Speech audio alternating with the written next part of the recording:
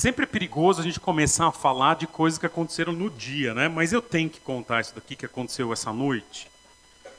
Eu acordei, eu tive um sonho e eu preciso contar para vocês que tem que ver com o sermão de hoje.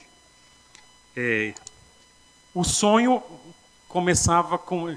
Foi um pesadelo, né? Essa igreja tinha crescido. Inclusive, você começa a misturar, né?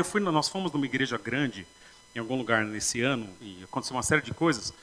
E a nossa igreja estava no lugar dessa igreja grande. E eu estava sentado num lugar atrás, e começou a música, né? E alguém começou a profetizar e a falar em línguas, no meio do culto. E eu já levantei e falei, não é possível, né? E eu vi que eu não conhecia ninguém que estava cantando na igreja. E aí eu falei, nossa, eu preciso ir ao banheiro, né? Eu falei, antes de pregar, eu vou no banheiro, né? Agora vocês já imaginam por que eu tive o sonho, né?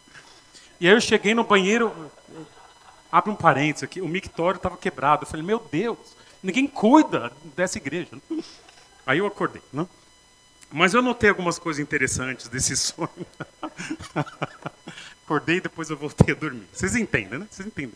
Sem tirar a solenidade de um sermão, mas me chamou a atenção na percepção, às vezes, de como na igreja há dois extremos.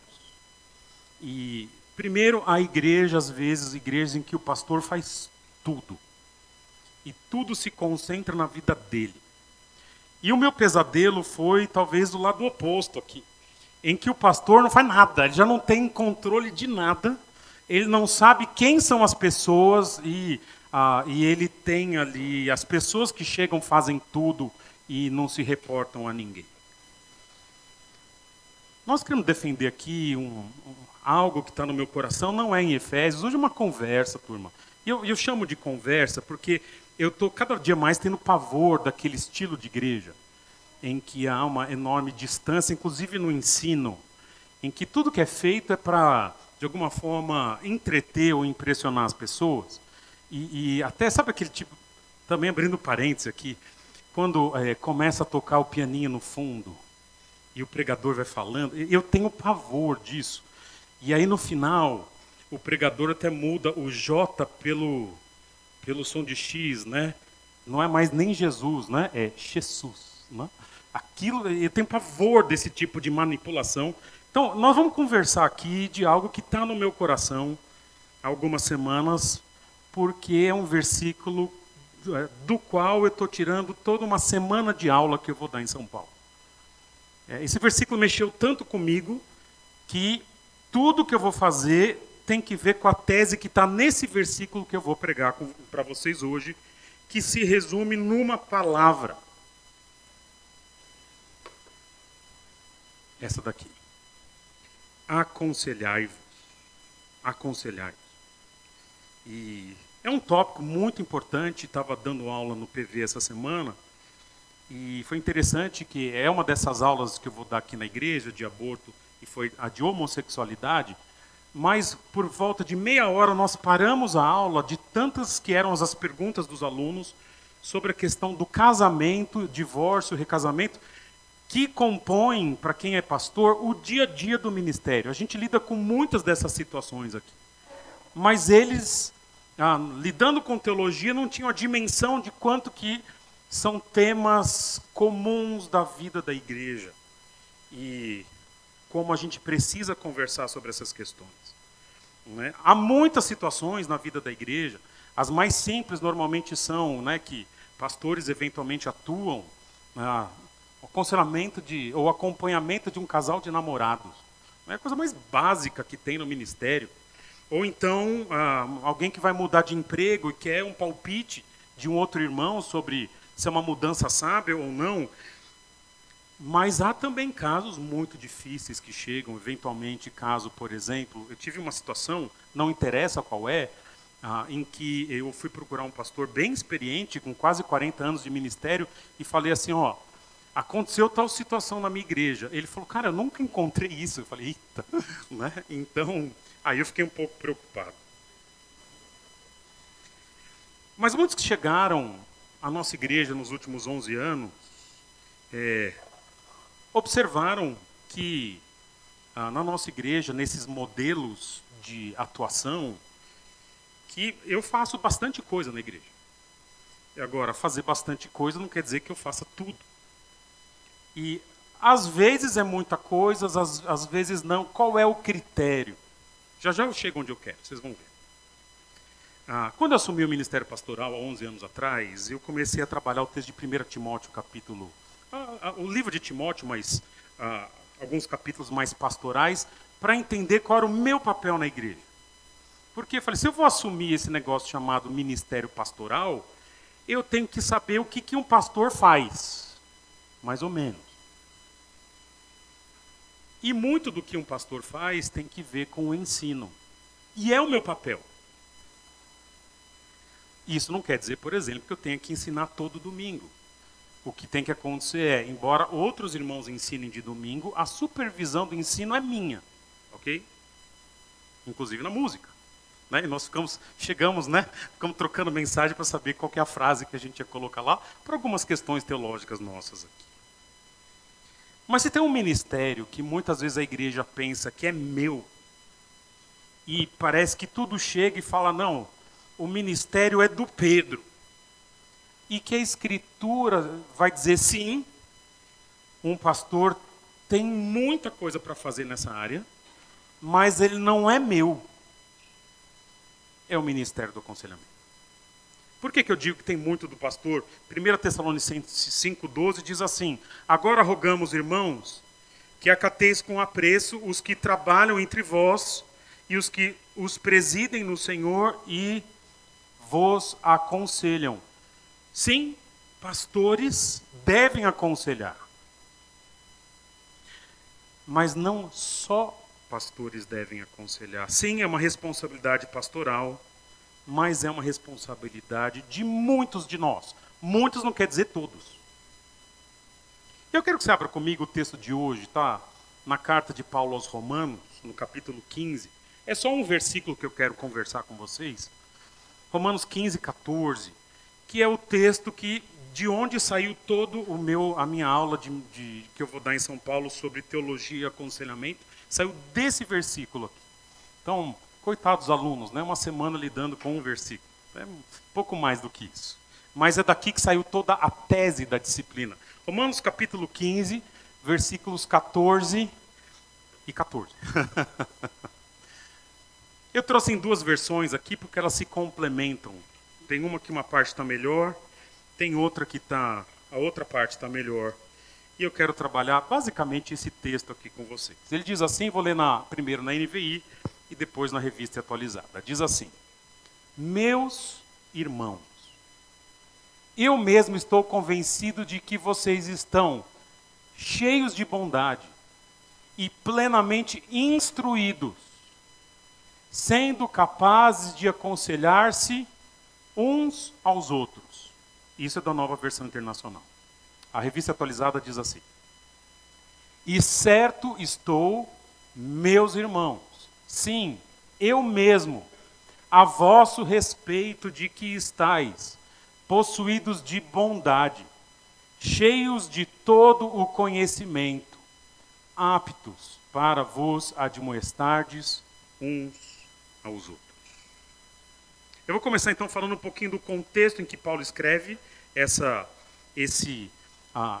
observação quanto à igreja de Roma, e depois eu quero trabalhar cada um dos aspectos desse aconselhar aqui e dos requisitos que Paulo coloca. Você já ouviu a expressão morde a sopra? Qual que é a ideia de morde a sopra, né?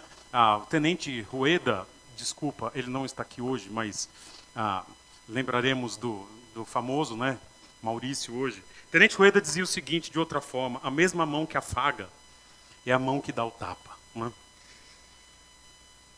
Paulo tinha dado tapa para os romanos nos capítulos 12, 13 e 14.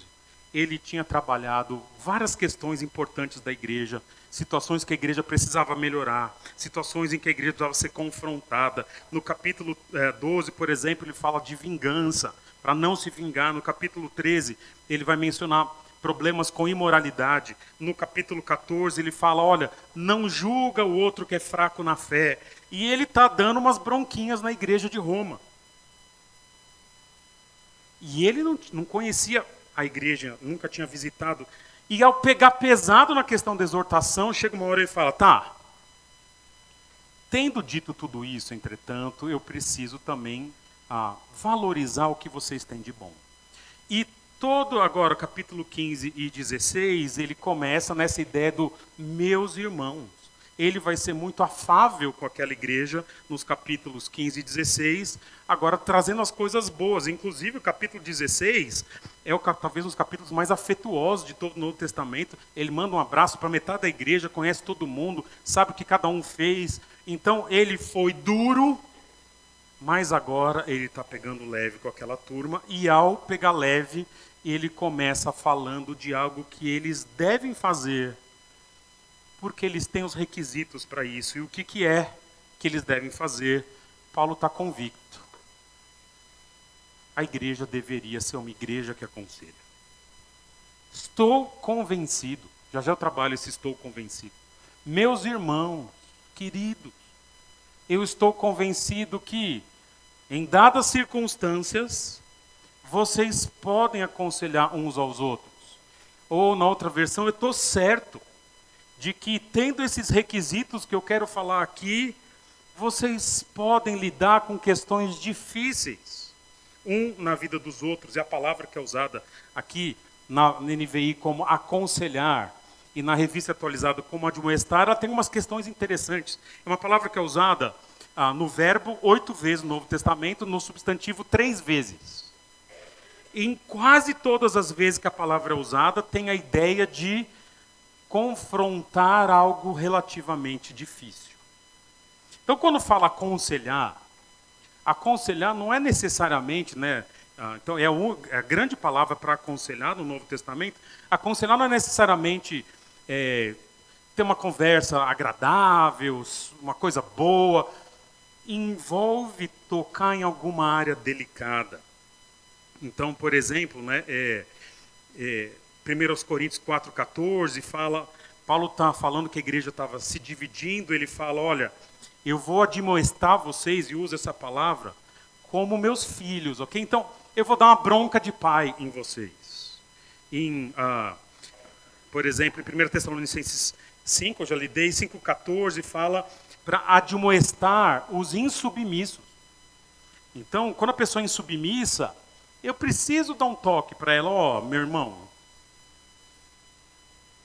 Em 2 Tessalonicenses 3,15, fala de alguém que está criando problemas na liderança pastoral, e ele fala, olha, não o considere inimigo, mas advertiu como um irmão. Então não é só para você falar, está tudo bem, eu preciso dar um toque para ele, não como inimigo, mas como irmão. E enfim, quase todos esses textos, Efésios 6,4, fala criar os filhos na disciplina, e na admoestação do Senhor indica que há uma disciplina muito provável física, sendo pensado pelo apóstolo Paulo, vara mesmo, mas na admoestação é aquela coisa que o pai e a mãe falam, filho, dá uma ideia de uma coisa assim. Então, essa palavra traz a percepção de que algumas conversas relativamente difíceis, elas são, em primeiro lugar, comuns, mas elas são necessárias.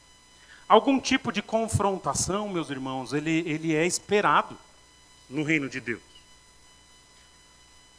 Entre muitas aspas, eu vou dizer o seguinte, há um certo nível em que eu e você devemos, entre aspas, meter o bedelho na vida do meu irmão.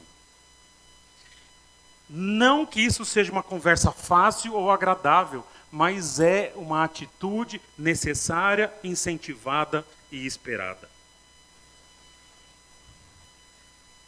E turma, todos nós aqui, começando por mim, precisamos de gente que coloca, eventualmente, levemente, dá uma cutucadinha nas nossas feridas e inconsistências. A igreja tem que ter esse cuidado de eu estou vendo a vida do meu irmão, e ao conviver, vocês vão ver, esse convívio vai ser necessário, mas ao conviver com ele eu percebo aquelas coisinhas que, puxa, a priori parecia tão legal. Agora é legal, mas tem os seus senões aqui e ali. E o aconselhamento é lidar com essas questões. É esse admoestar, é sentar e lidar não só com as coisas boas. E Paulo, inclusive, se sentia responsável pela igreja de Roma, ele vai mencionar isso no capítulo 1, de que ele precisa incentivar ou mexer com aquela igreja, e ele, por isso que tratou dos capítulos 12 a 14 de uma forma um pouco mais dura. Mas agora ele está dizendo, eu fiz isso com vocês. Talvez seja a hora de vocês agora fazerem isso com os outros. Uns com os outros. E antes que você termine o sermão aqui já falando, o pastor falou, já está mandando o zap lá, preciso conversar, calma, segura o zap, não manda ainda. Em vez de você já sair e fazer isso, Paulo, o que ele faz? Ele coloca só alguns requisitos para que isso seja feito. Sim, há uma tarefa de admoestar, de aconselhar. Paulo diz que ele está convicto, então ele observou a igreja de Roma e falou, não, eles devem fazer isso. Tendo dito isso, eu vou fazer a mesma coisa com vocês. Eu observo muitos de vocês. E eu estou pregando esse sermão porque eu estou convicto, não de todos, mas que vários aqui, não é que podem aconselhar, deveriam aconselhar. Por quê? Porque tem os requisitos, e eu quero trabalhar com vocês. Quais são os requisitos para que alguém esteja apto para aconselhar, possa aconselhar, deva aconselhar? Veja comigo. Meus irmãos, eu mesmo estou convencido de que vocês estão cheios de bondade, ou na revista atualizada, possuídos de bondade. A palavra bondade aqui significa generosidade, algo que vem de uma vida no Espírito, significa gentileza. E veja lá, então Paulo está convicto, a igreja deve aconselhar, mas quem que deve aconselhar? Em primeiro lugar, quem está cheio de bondade.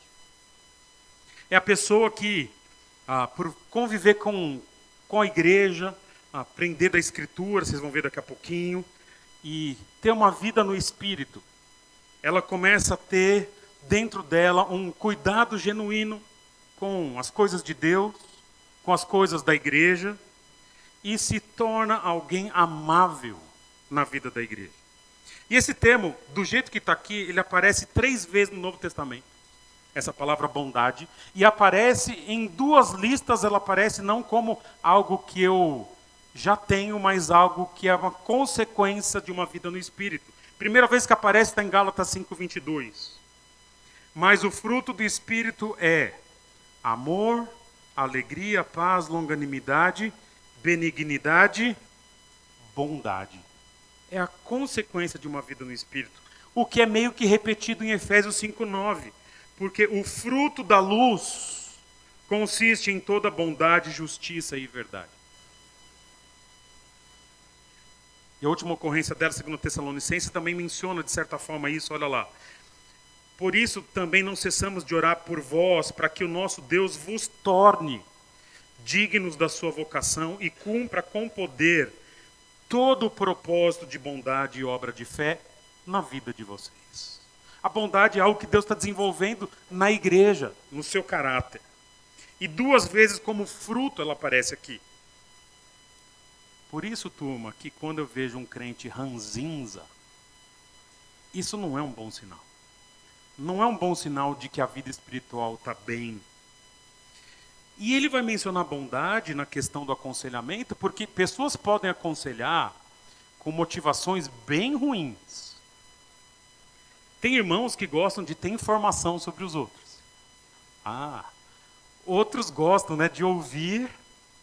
Aconteceu isso. Para poder depois falar,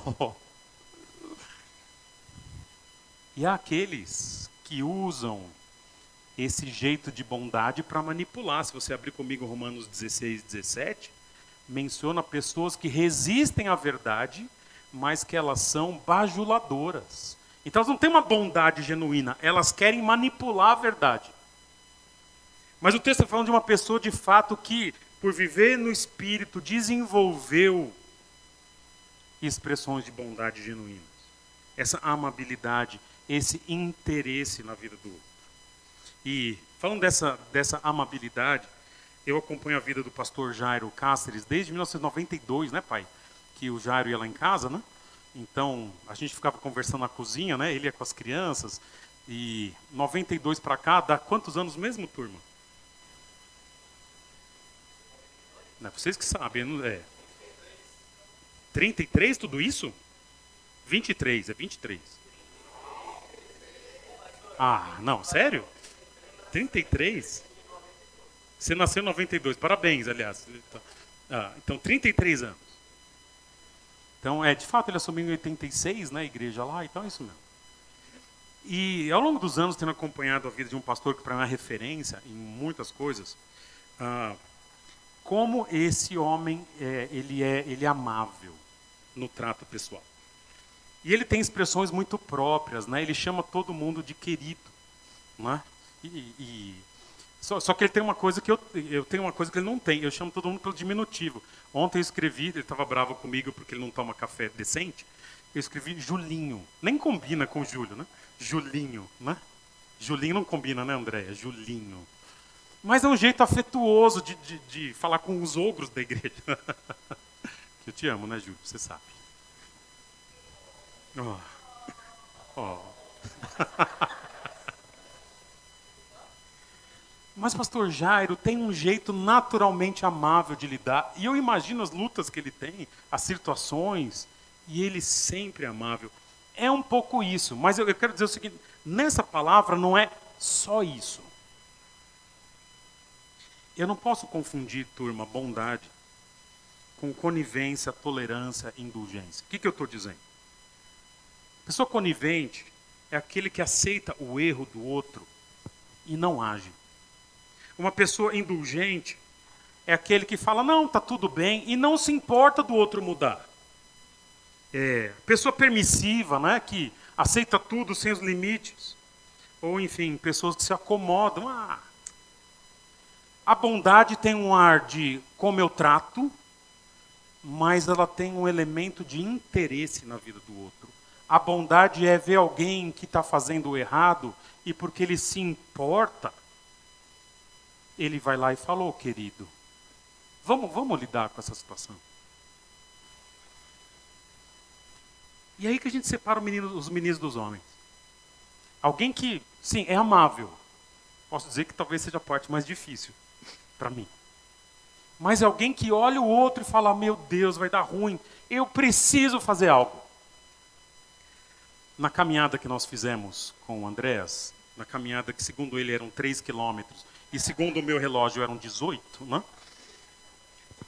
Ele quando falou assim, do lugar aqui, ele falou um lugar muito bonito. No final, só que tem um lugar mais ou menos difícil, tem uma cachoeirinha. E fomos com os adolescentes. Então uma volta, foi maravilhoso. Quando chegou na cachoeira, era uma coisa da Sabesp, sei lá, uma comporta da Sabesp. Eu nunca vi tanta água junto na minha vida. E tinha uma mureta, que era um pouco mais estreita que esse módulo do púlpito, e que os adolescentes da igreja, com toda a sabedoria, decidiram todos ali ficar em frente àquela cachoeira de, deve ser uns 300 mil litros por segundo, né? E durante a caminhada nós encontramos um cachorro, um pitbull, cujo apelido ficou Oreo, né? Porque ele era branco e preto, parecia a bolacha Oreo. E os adolescentes, né, subiram ali na mureta e aquela água, se caísse lá, era morte na certa. E eu olhei com o pastor responsável, que eu não sou muitas vezes, mas ali fui. E falei, meu Deus. E aí o Oreo decidiu circular entre os adolescentes. Eu não vou falar o nome, mas um adolescente estava com o pé, você imagina que aqui é morte e aqui é vida. E o adolescente estava aqui e o Oreo passando. E eu só imaginando conversar com o pai falar, então, ó, fulano ou fulana não chegou, na verdade, que você faz?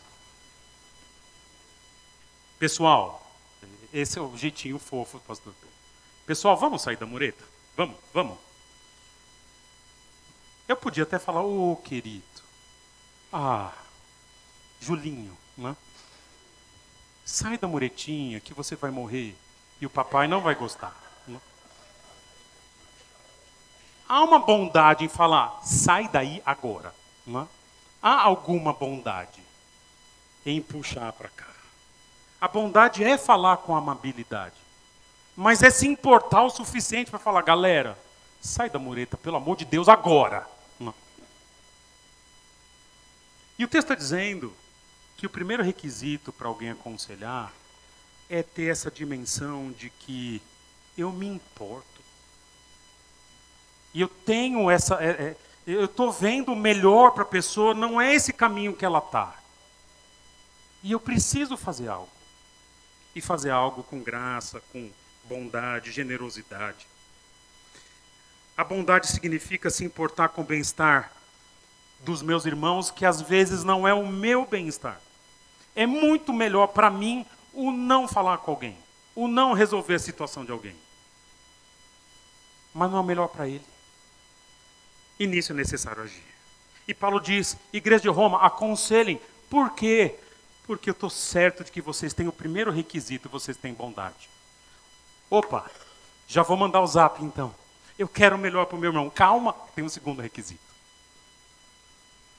O texto continua e diz, e certo estou, meus irmãos, sim, eu mesmo a vosso respeito de que estáis possuídos de bondade. Já lidamos. Tem interesse no outro. Mas olha lá, cheios de todo o conhecimento, ou na NVI, plenamente instruídos. Segundo requisito para a igreja ser uma igreja que aconselha, para irmãos da igreja se aconselharem uns aos outros. Eles devem estar cheios do pleno conhecimento. Interessante as palavras que Paulo usa aqui, a revista atualizada captou um pouquinho a redundância que Paulo usa quando ela diz, eu estou certo, sim, eu mesmo a vosso respeito, de que estáis cheios de todo o conhecimento. Literalmente é cheios da plenitude do pleno conhecimento. Paulo está falando de pessoas que têm conhecimento. E eu digo isso porque numa igreja como a nossa, 150 pessoas, que é mais ou menos o tamanho que ela está hoje, há pessoas que têm elas atraem que outras abram o coração.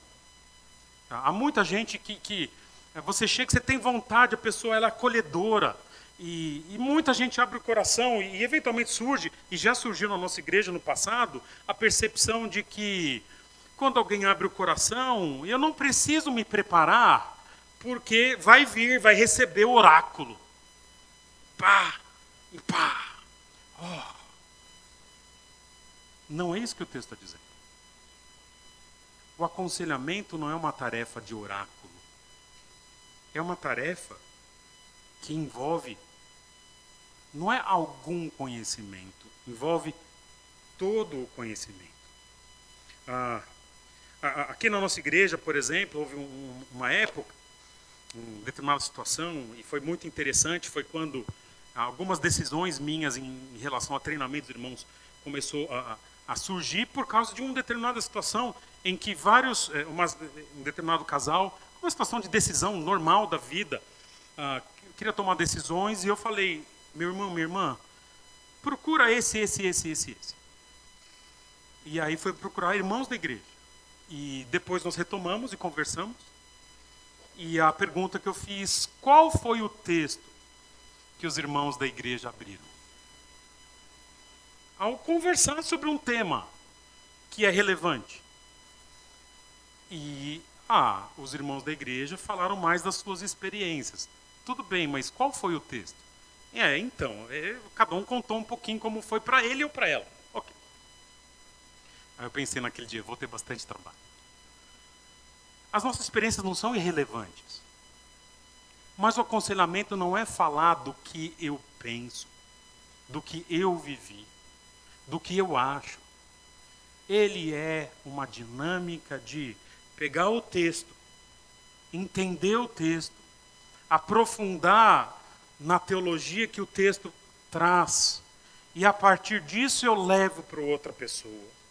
É lidar com a Escritura e a sua aplicação. Por exemplo, Paulo fala isso para Timóteo, olha lá, procura apresentar-te a Deus aprovado, falando de um pastor, como obreiro que não tem do que se envergonhar e que maneja bem a palavra da verdade. E essa palavra manejar bem, ela literalmente é um verbo que significa cortar reto. Está falando de um marceneiro, né? Você levaria para fazer um banco da sua casa um marceneiro com Parkinson? Né? É alguém que corta reto, que tem habilidade. Corta com precisão. É o cirurgião que abre. Não é? O cara precisa operar o joelho, ele abriu a perna inteira, falando, meu amigo, era só o joelho. Né? Paulo menciona cheios do pleno conhecimento. E eu vou falar de onde, dessa expressão que surgiu, a minha disciplina que eu vou dar aula, vocês serão muito beneficiados por ela. O nome da disciplina é Teologia, Aconselhamento, temas avançados da teologia no aconselhamento, alguma coisa assim. E qual que é a minha tese? Para que eu aconselhe alguém, eu tenho que estar ciente de um processo de teologia, de como ela é feita. Porque eu tenho que estar cheio do conhecimento bíblico para aconselhar alguém. E eu vou mostrar para vocês, aqui aparece como ciclo, na verdade vai vir uma pirâmide, mas é um ciclo, ok? Tudo começa num negócio chamado exegese. Já ouviram falar disso? Exegese. Difícil falar, né? Exegese é, eu pego o texto bíblico e eu interpreto o texto no seu contexto. É o que eu estou fazendo com Romanos 15. Peguei o contexto anterior, poderia dar para vocês o contexto do livro todo, mas eu olhei dentro daquele contexto, o significado é esse. Okay?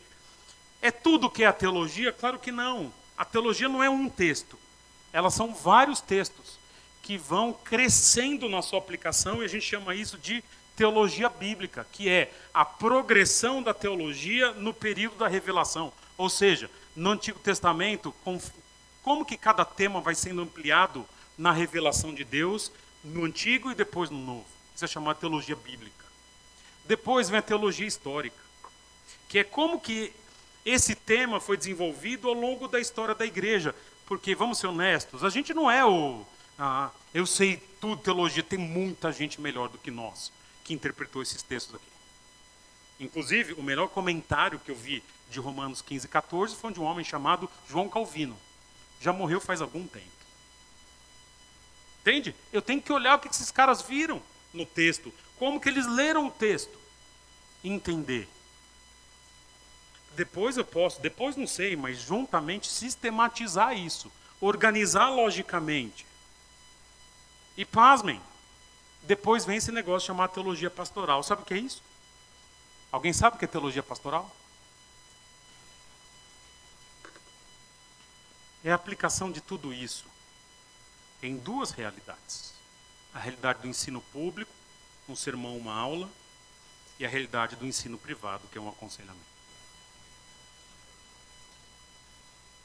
Isso é todo conhecimento. Você consegue fazer uma vez o ciclo e está resolvido? É uma vida isso. Agora, pasmem, irmãos. Vários irmãos da igreja aqui, vários. Se não tem um ciclo já muito desenvolvido, já passaram por esse processo algumas vezes. Vários irmãos aqui. Vários aqui fizeram seminário, anos de seminário integral. Não só a Palavra da Vida, outros seminários também. Vários irmãos sabem fazer, talvez não façam todos os dias, como eu tenho que fazer. Agora pensa comigo, se você fosse conversar com o irmão da igreja, considerando dois irmãos da igreja, os dois interessados no nosso bem, que nos amam, e fala, irmão, eu estou passando uma situação, o irmão pode me dar um palpite aqui? Você ia preferir que o palpite viesse de alguém que não sabe nada de teologia, ou de alguém que fundamenta os seus palpites na Escritura? Me diz, no processo. O que você prefere?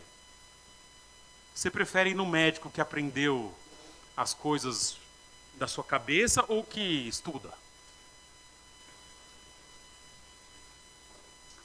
Muito do que eu ouço, por exemplo, quer ver como esse ciclo é interessante? Muitas situações a pessoa chega e diz assim: eu vou tomar tal decisão e essa minha decisão ela não é pecado. Não é pecado. Por exemplo, sei lá, coisa muito comum.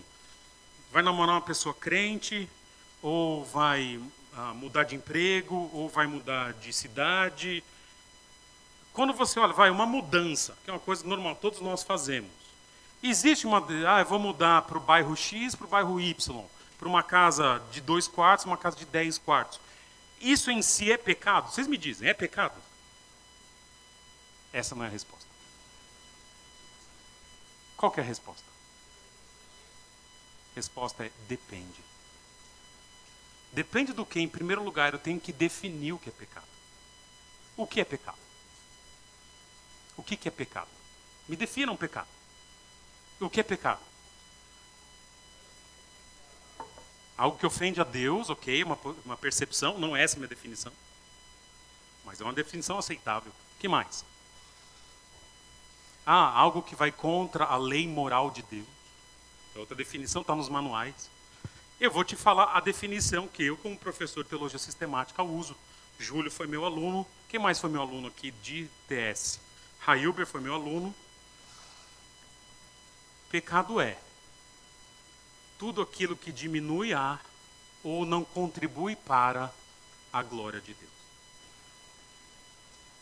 Então, eu posso fazer coisas que aparentemente são neutras, mas se elas diminuem ou elas não contribuem para a glória de Deus, elas podem ser tratadas como pecado. Eu defendo isso depois no texto, enfim, quando eu dou aula. Você entende que a pessoa chegar falando isso não é pecado, ela está dizendo o seguinte: você não tem uma revelação bíblica para dizer se isso é certo ou errado. Ora, a Escritura não fala de maconha, não fala de pornografia, não fala de tantas outras coisas que a gente sabe que é pecado. Como que eu sei? Eu sei por causa de uma definição ampla de pecado. Então, alguém mudar de casa, se ele quer mostrar para os outros que ele está rico, pode ser pecaminoso. Se alguém muda de casa porque ele está gastando dinheiro no tigrinho e não tem dinheiro para pagar uma casa melhor, pode ser pecaminoso. Ou alguém que muda de casa porque quer encaixar o aluguel no seu orçamento, pode ser sábio e pode ser louvável. Não é o ato em si, eu tenho que entender a dinâmica de motivações e tanto. Então, observa como isso é útil para a vida de um conselheiro ter passado por um ciclo em que as coisas são um pouco mais profundas do que meras aparências e tudo mais. E muitos dos irmãos aqui da igreja têm essa consciência aqui. De que é necessário, se você vai fazer um aconselhamento, e eu faço isso, muitos de vocês já passaram por isso comigo, vocês vão ver eu chegar com as minhas folhinhas lá. Várias páginas. Por quê? Qual que é o caso? Às vezes eu pergunto, você pode me adiantar? Por quê? Porque eu estudo em casa. Por que eu estudo em casa? Porque, é porque o Pedro é legal? Não, porque eu sei que biblicamente para aconselhar, eu tenho que estar cheio de todo o conhecimento. É o que Deus espera de mim e de você. Não que eu não possa chegar e dar um palpite na hora, mas eu tenho que estar preparado para, tá ok, naquela hora eu dou o que eu sei, depois eu vou aprofundar para trazer para o outro irmão aquilo que a Bíblia de fato diz. Paulo está convicto, a igreja deve aconselhar, ela tem dois requisitos, cheios de toda bondade e repletos de conhecimento. E eu quero terminar falando de uma última frase que está presente lá, mais 5 minutinhos, tá, turma? Desculpa o horário. Meus irmãos, eu mesmo estou convencido de que vocês estão cheios de bondade, plenamente instruídos, sendo capazes de aconselhar-se uns aos outros. E depois admoestar-lhes uns aos outros. Turma, o que eu vou falar aqui, eu sei que não é um requisito. Não é essa a lógica do apóstolo. Mas me parece que, de alguma forma, eu tenho que lidar com essa expressão aqui, uns aos outros.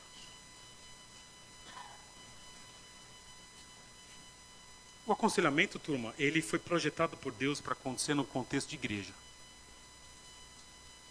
No contexto, Paulo está escrevendo aos Romanos, tá falando, olha, eu estou dizendo para vocês, eu estou convicto, eu conheço vocês. Romanos 16, ele conhece boa parte da igreja. Eu conheço o suficiente para dizer, vocês podem aconselhar-se. Porque ele conhece a comunidade. As pessoas estão ali. O aconselhamento, turma, não deve acontecer, assim, digamos assim, de forma prioritária, em contexto profissional. De forma recorrente, no contexto de seminário. Há um contexto reservado para o aconselhamento, que é o contexto da igreja local. E aí que está a beleza, aí que está o benefício do aconselhamento. As pessoas sim se interessam, estão cheias de bondade. Eu me importo, eu quero ser amável com o outro, mas eu estou vendo a situação. Eu me preparei o suficiente, ou posso me preparar para determinado caso. E o que falta então? Às vezes o que falta, turma, é o convívio na igreja. Para que um irmão que tem bondade e tem capacidade de conhecimento bíblico seja uma pessoa disponível para aconselhar. Todos nós aqui conhecemos pregadores. E se for essa a visão que você tem de mim, eu posso melhorar, tá, turma? Eu quero melhorar. Aquele pregador é como um sol. De longe, ele te aquece. De perto, ele te queima. Acho que o sol era um elogio, né? Não, precisa falar, quando você chega perto, não dá para viver. E eu costumo dizer na nossa igreja o seguinte, a gente não prega para a igreja. Um pastor prega com a igreja. A gente não aconselha a igreja. A gente aconselha com a igreja. É no convívio da igreja que eu consigo exercer uns aos outros, e talvez muitos dos irmãos da nossa igreja não sejam procurados para aqueles aconselhamentos mais normais do dia a dia, ou não consigam procurar no outro, procurar o outro para uma conversa mais difícil, porque tem limitações no convívio com os irmãos. O envolvimento real na comunidade, turma, é a necessidade, muitas vezes mais básica, de que, ou talvez seja o ministério que Deus te colocou numa igreja local.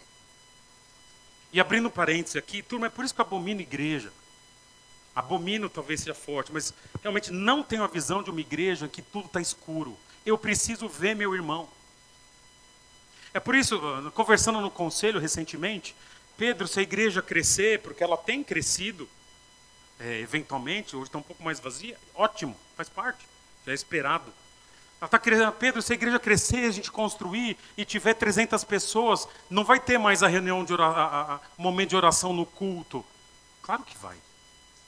Porque o momento de oração não é só um elemento de baixo para cima, há um elemento comunitário, de eu saber o que o meu irmão está passando, de eu olhar para ele e ver a sua dor, de eu me alegrar com ele na sua vitória quando ele agradece. E no DNA de uma igreja que vive o um ao outro, ou uns aos outros, é necessário expressar isso de alguma forma. Eu acho que talvez, na minha opinião, sou uma voz aqui da igreja, hoje é a melhor forma da gente ouvir e parar o culto, quer dizer, continuar o culto no momento de oração, que não é menos santo do que o resto.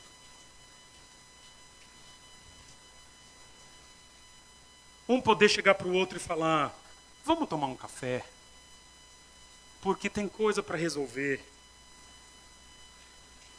E mais, um pastor tem muito mais facilidade nessas questões de aconselhamento, eu vou falar por quê. Eu sou pastor há 11 anos, estou no ministério há mais de 20 anos.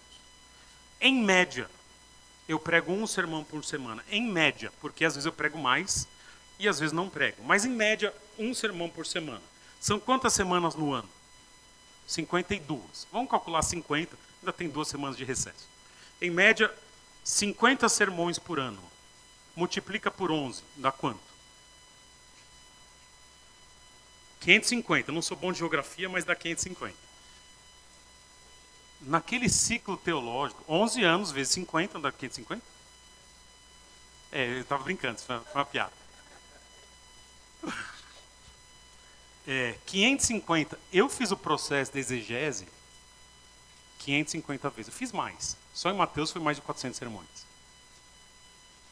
Então, é mais fácil para mim acessar o conhecimento. E eu digo o seguinte, 11 anos aconselhando, é muito caso que já passou aqui. Há um arcabouço de situações que eu já lidei e que para você talvez seja novidade, para mim é o 5º, 6º, 10º. Se eu aconselho 3 pessoas por mês, dá 36 por ano, ok? Nós estamos falando de 400 casos de aconselhamento em 11 anos. Foi mais. O que eu estou dizendo? Usa essa minha experiência. Pode usar, mas usa quando necessário. É necessário essa igreja desenvolver a dimensão de que vários irmãos aqui têm bondade. Alguns irmãos têm todo o conhecimento ou acesso ao conhecimento. E alguns desses irmãos estão vivendo a vida em comunidade. Irmãos, desculpa, o texto não fala para o pastor aqui não, ele fala vós ou uns aos outros. É necessário os irmãos da igreja entenderem que a atividade de aconselhamento, ela não é só minha. Paulo está convicto. A igreja deve aconselhar. Pedro está convicto. Essa igreja deve aconselhar. Todo mundo? Não. Quem? Quem está cheio de bondade? Faço isso porque eu me importo. Quem tem os instrumentos do conhecimento, ainda que esteja crescendo na pirâmide, no ciclo teológico. E quem vive a vida da igreja. Isso é uma igreja, de fato, que cresce e amadurece. E esse é o meu objetivo com vocês, com o Trinitas, com o curso de aconselhamento que deve começar daqui a um tempo e coisas parecidas. É hora da nossa igreja ser, de fato, uma igreja em que a palavra de Deus é vivida pela comunidade. E não só por um pastor. Não que eu seja melhor em nada, ok? Mas é muito da minha tarefa hoje. É isso que eu tinha. E essa é a minha esperança com essa igreja. Vamos orar. Senhor, muito obrigado, porque o Senhor tem cuidado de nós, como cuidou da igreja de Roma, em que Paulo faz uma avaliação e percebe a imensa possibilidade de capacitação que aquela igreja tem e aptidão para aconselhar. Senhor, o Senhor sabe como na nossa igreja isso é muito possível também, mas depende mais dos irmãos do que só de um ensino pastoral momentâneo. E eu te peço que o Senhor coloque na igreja a percepção dessa bondade, o interesse em ajudar o outro. Coloque na nossa igreja uma capacitação cada vez maior, com cursos, conhecimento, crescimento, amadurecimento. E também uma conexão verdadeira entre as pessoas, com o compromisso de, além do domingo, estarmos juntos como igreja e cuidarmos uns dos outros. Esse é o meu pedido, Senhor, para essa igreja, em nome de Jesus. Amém. Turma, trabalharei com isso